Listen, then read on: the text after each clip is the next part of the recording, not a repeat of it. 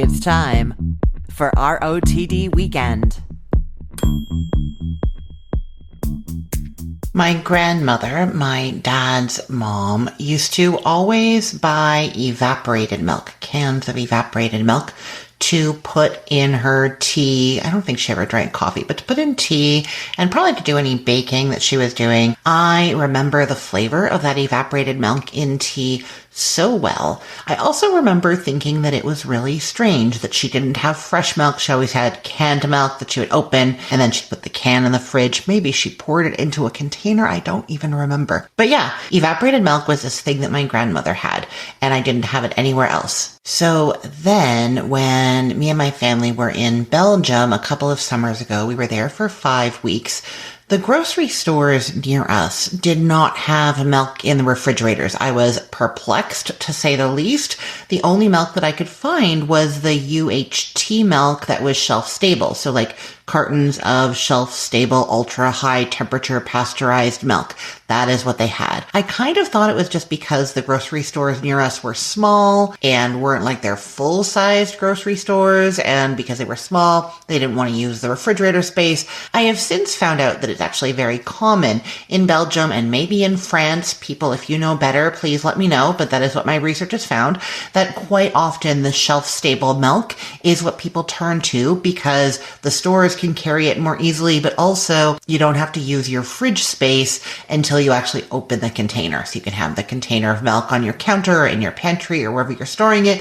And then when you need milk, that's when you open it and then you put the rest into the fridge after. See? And with that realization, I of course realized that that is what my grandmother was doing, right? She lived alone and she didn't drink milk, like it wasn't a beverage that she enjoyed to have. She just had it in her tea, and if company came over, they would have it in their tea. So she would have her cans of evaporated milk in her pantry, and then if she needed it, she would open it, and that is when it would get refrigerated. So very similar thing. Well, I'm going to tell you, I am now completely and utterly turning to this strategy because, as you know, the number of people in my house fluctuates quite a bit. So sometimes there are 5 of us. It is me and Marty and my 2 kids and my bonus teenager, my son's girlfriend, Olivia. She is staying with us also. So sometimes there are 5 of us, and then quite often, well, every second week, my son and daughter go to their dad's, and then it's me, Marty, and Olivia, and then quite often Marty goes back to his place. He has his own place that he goes to and is there like half the time,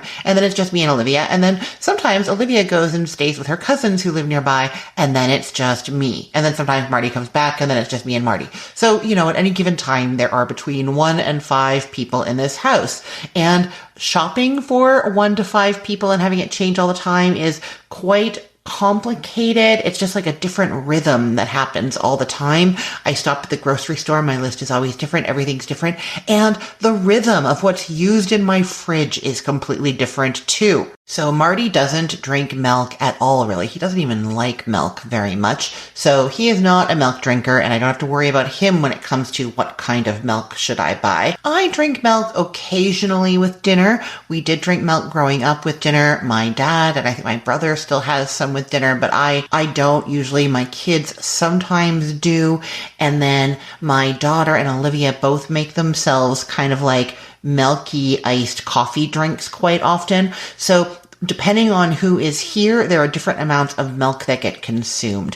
And so what has been happening over the past 6 months is, well, at some point I had started just buying a small container of milk, and we would usually go through it. But then with Olivia and Jamie starting to drink the coffee drinks, we were going through more. So I started buying a bigger jug of milk. But then the girls would leave and it would just be me, and then the milk would go bad. And it was just this like constant cycle of like, oh, we're all here. I'll buy lots of milk. Oh no, we didn't finish it. And now the milk's gone bad. And it was happening over and over again. And so I have turned to the very frugal and brilliant strategy of my grandmother and of the people of Belgium and maybe of France. And I have stocked my pantry with cans of evaporated milk and cartons of the UHT milk. And what I do is I leave them in the pantry until somebody wants a milky coffee drink or milk with their dinner, or when I realize everybody's here and somebody's going to want milk, or if I'm baking something and I need milk for that, that is when I open either the evaporated milk or the UHT milk. and then we use what we need, and the rest goes in the fridge, and none is getting wasted. And I have to say, my grandmother was brilliant. People of Belgium are brilliant, and I am liking this so much better. I am not wasting milk. Now, I will say this strategy is actually part of a larger one that I have been thinking about a lot. It is from the cookfor2.us membership community. You guys know that I have this new thing that I launched, and there are live cooking demos and stirred up live discussion sessions with me. Lots of meal plans and recipes designed for small households for 2 people. There's a recipe vault of over 85 recipes now, all for 2. So all of that is at cookfor2.us, and I love it. But we also do these like little mini courses with all kinds of strategies and tips, and we have one coming out really soon about shopping and shifting the way you grocery shop. And there's lots of tidbits in there that I really love, but one of my favorites is about smart formats. And it's this kind of thing, like thinking about the things you've always bought and wondering if there is a different way you can buy them. Do they sell it in a different sized container, in a different format? In this case, the shelf stable versus refrigerator goes bad format. You see what I mean? So it's looking at your normal habitual ingredients and seeing if there is a slightly different version, a smarter format of that that's going to work better with your life now. And it has been really, really fun coming out with that list, and it's going to be going live inside of the community probably next week. I'll let you know. So if you are already a member, you will have access to that soon. And if you're not, what are you waiting for? Go to cookfor2.us and sign up now. It's a lot of fun. And we have 2 live cooking demos coming up. Me and Marty are doing them. And one of them is on a weeknight evening and one of them is on a Sunday.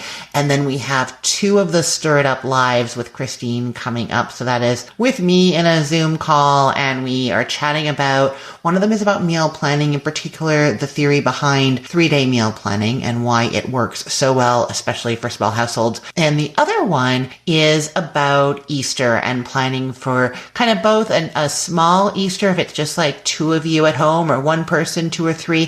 How do you make that day special without making a full buffet and having a million leftovers? We're talking about that. And we're also talking about what you do if you're having people over for Easter, but then they're all going to leave and it's just going to be 1 or 2 of you there and you don't want all those leftovers. How do you pre-plan ahead so you don't have that situation?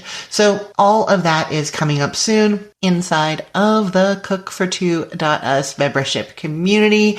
I can't wait to see you there. Okay, so I have to say that I do not have an interview for you this week, and I'm trying to not apologize. I know I keep saying to you guys that my laptop broke and it's destroyed my whole sound system, recording system. I can't record interviews the way I normally do with it like this, but it's been like a month at this point and it should be fixed. But it involves me and Marty both doing it together. We've both been sick and we have to wipe out my whole laptop and reinstall everything. And it's kind of low on our priority list because my little backup computer that I'm using is fine and neither of us wants to sit down and do it. That's honestly what's been happening.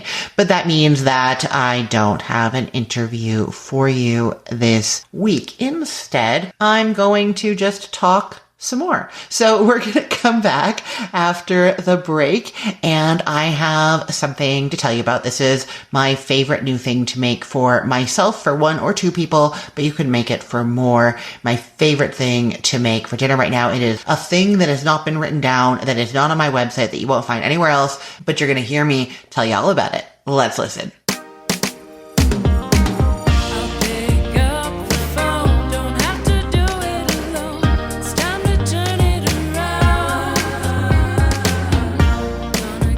So here's what I'm thinking. I usually have somebody on at this portion of the show to tell me something exciting or interesting about what they're up to, and then to tell me about a recipe of theirs and how they make it. And, I know that the normal episodes, the weekday episodes of the show, I am telling you about recipes that are on my websites.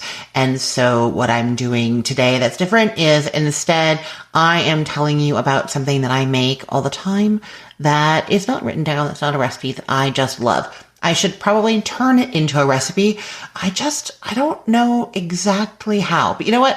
I'm going to tell you how I make it, and that will probably help me to figure out how to write it out. So this is essentially, it is a steak on a salad with sauteed mushrooms as well. And then sometimes there is some potato, but the potato doesn't really matter. I put some potatoes into the air fryer. The other day I actually sliced a potato. It was just me here. I sliced like a medium potato fairly thinly, and then I tossed it with some cooking oil and salt. And then I put the little layers into the bottom of my air fryer, my newest air fryer. The basket comes out in a way, or it's not even a basket. It's like a tray that fits in there. So I can put it right in the bottom of the air fryer, the potatoes, and then the tray on top. And they just kind of got all brown and crispy all around each other and soft in the middle. It was really good. Anyhow, that's not the recipe I'm telling you about. What I mean is with this steak and salad dinner, I sometimes do a potato and sometimes I don't.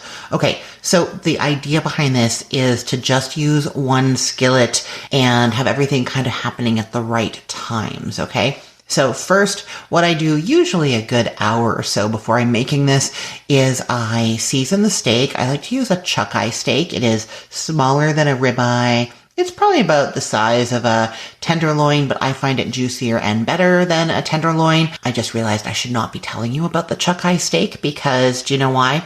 It's because the grocery stores don't usually have very many of them because they don't get many of them from each animal. And so they're not something that they like make a big deal about or publicize. They're very economical, cheaper than a ribeye, definitely cheaper than a tenderloin, but really good, juicy, delicious grilling steaks. And so I don't want to tell you about them because then you will all start buying them too, and then there won't be any for me. But anyhow, that is what I use is the chuck eye steak. You could use whatever steak you like. That's a good like grilling steak, pan frying steak, right? So I get that. I season it all over with kosher salt and a little bit of garlic powder, and I put it on a little rack on a plate in the fridge for, an hour or two, and then I'll take it out and I leave it at room temperature. I actually put it in the microwave, not with the microwave on, just inside of the microwave so that the cats don't get at it. That's my little safe cat spot there. Not that they ever go on the counters or anything, but I just think raw meat on the counter is possibly too tempting. You know what I mean? So it's in the microwave with the microwave not on for about 20, 30 minutes. I do that because, as you probably know, I tend to like my steaks a little bit more well done. I'm more of a somewhere between medium well person. Marty is definitely a medium well done person.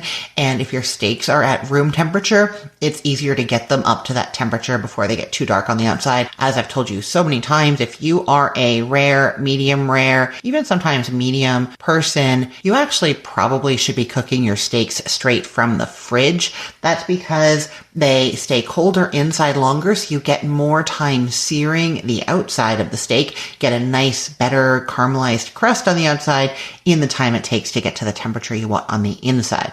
But I'm taking mine out first because I like mine just a little bit more well done than that. Okay, while that is in the fridge, if I had time to do that, obviously, if I didn't, I'm just seasoning it and leaving it to the side while I do the other things. But so then I get some mushrooms ready. I'm usually just washing them. I wash them right under the water in the sink. I know you're not supposed to. I've never had a problem with this, so I don't know what the whole thing is about. I rinse them under the water, dry them off, and they don't end up watery. They brown really nicely. I'm not sure why it works for me and is supposedly not working for everybody else in the world, but that's what I do.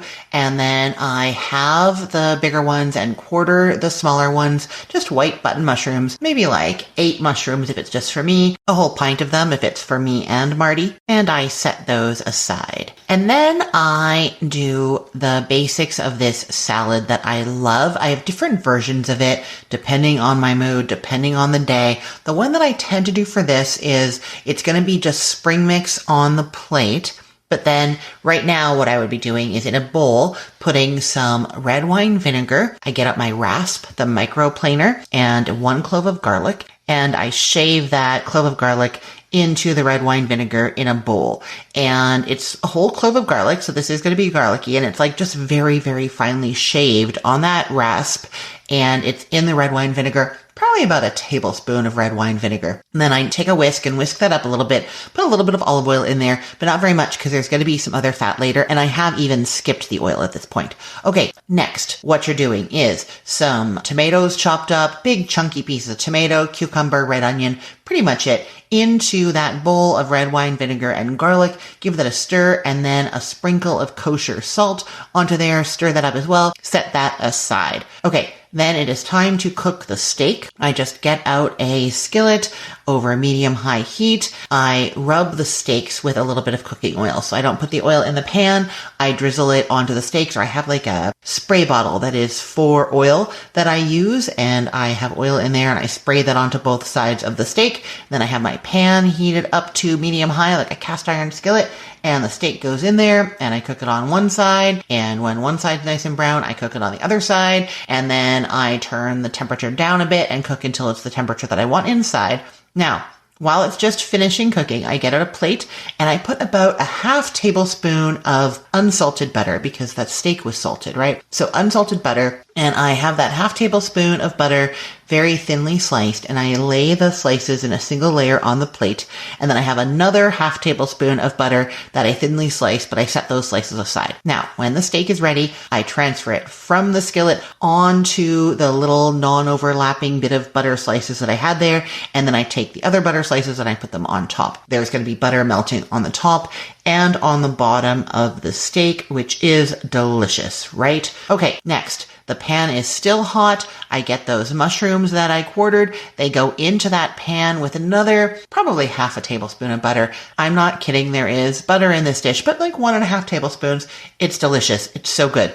And it's not even really more if there's two of us. Quite often we share a steak, to be honest, so then it's exactly the same amount. Okay, so the mushrooms go into that skillet. It's kind of on like a medium heat. I'm stirring it with the butter until the mushrooms are browned, and then that comes off the heat. By then, the steak has rested well, and here is what is just miraculous and delicious. What you're going to do is get out your plate or dinner plate, if there's two of you, and you put your spring mix or whatever salad greens you're doing on the plate, like a whole big pile of them. And then onto that goes that tomato mixture with the red wine vinegar and the garlic and the salt. Give that a good stir and divide that among your plate to put it all on your plate. Now, with a spatula, scrape the mushrooms and all the butter and delicious steak flavor that's on the bottom of that skillet, scrape that onto the tomato and cucumber mixture. So it's almost like a warm, buttery salad dressing, right? Because it's going to mix with the red wine vinegar that's on those tomatoes and turn it into a salad dressing, right? Okay, then your steak goes on top of that, or off to kind of the side. So the mushrooms are on kind of one side of the salad and the steak's on the other. And then same thing. That plate has your steak juices with any butter that melted off. The butter like melted down off the steak onto the plate. With your spatula, scrape all of that onto your salad as well. I am telling you, it is the best steak and salad dinner ever. And oh, I guess there could be potatoes. If you did potatoes in the air fryer or somewhere, those could be on this plate too, but you don't even need it. It's so good. So that is my favorite steak dinner that I have been making like on constant rotation lately. I will think about trying to put it as a recipe on the website, but it's so vague. Like it's very like, oh, a little bit of that, and then I do this. But I guess maybe that's how all recipes start, right? Okay, that is my favorite steak. I hope you try it, and we will be back after the break.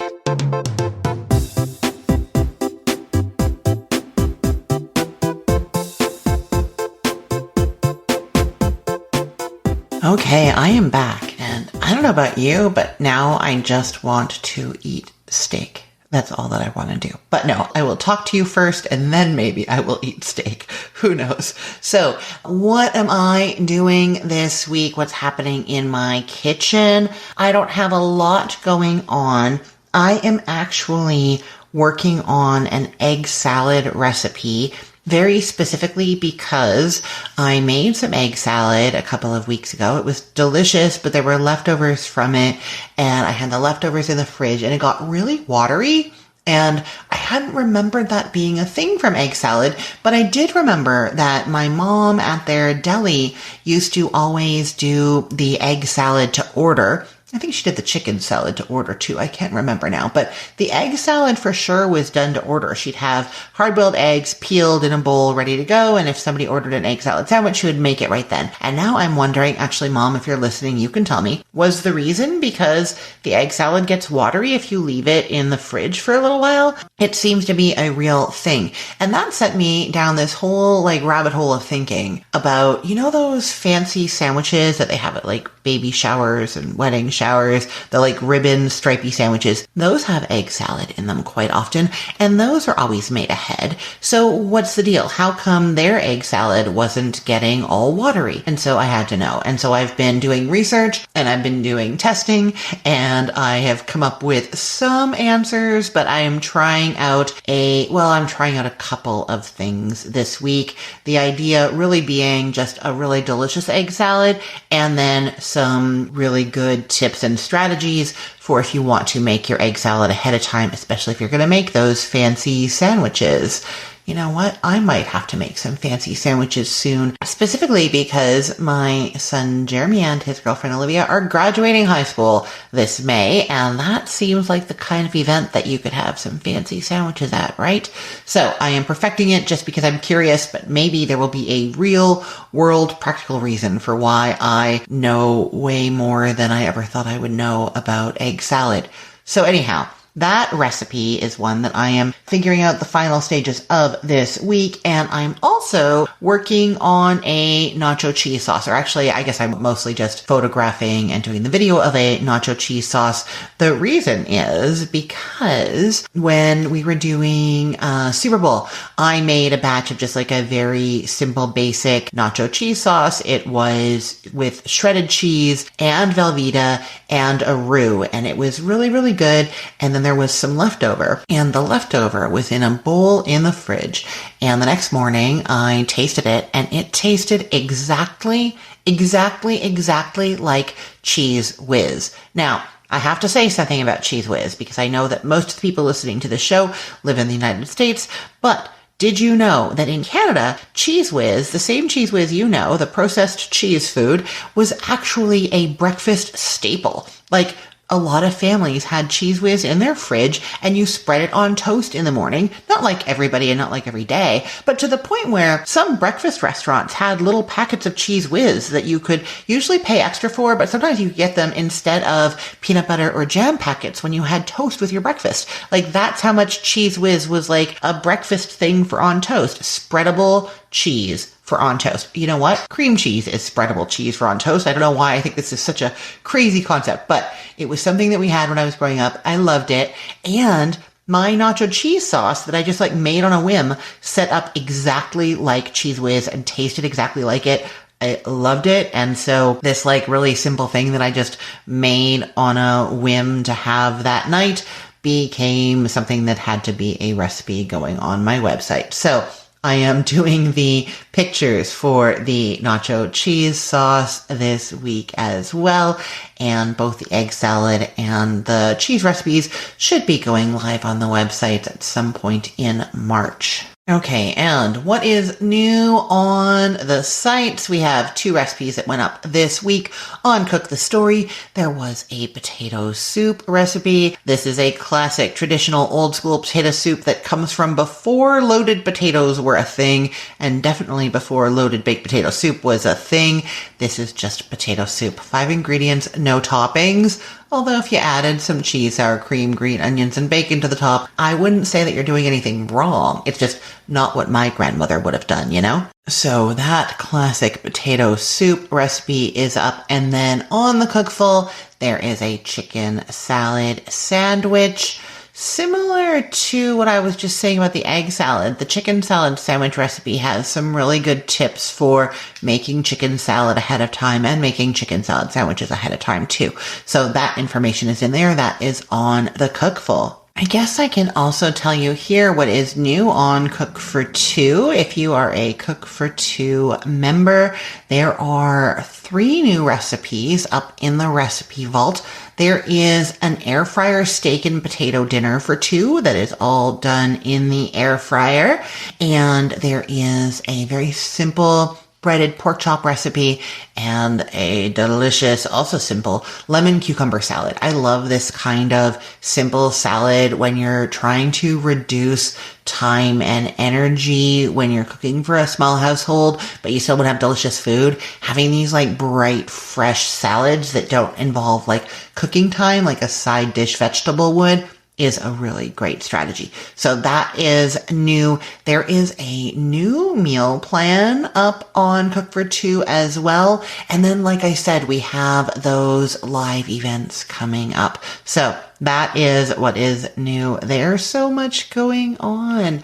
I am so happy that you are listening. Thank you so much for being there. And I don't have a guest to thank, so I will thank myself for being here also. I am Christine Pittman from cookthestory.com, thecookful.com, cookfor2.us, and this podcast, Recipe of the Day. I hope you have a great weekend. Let's get cooking.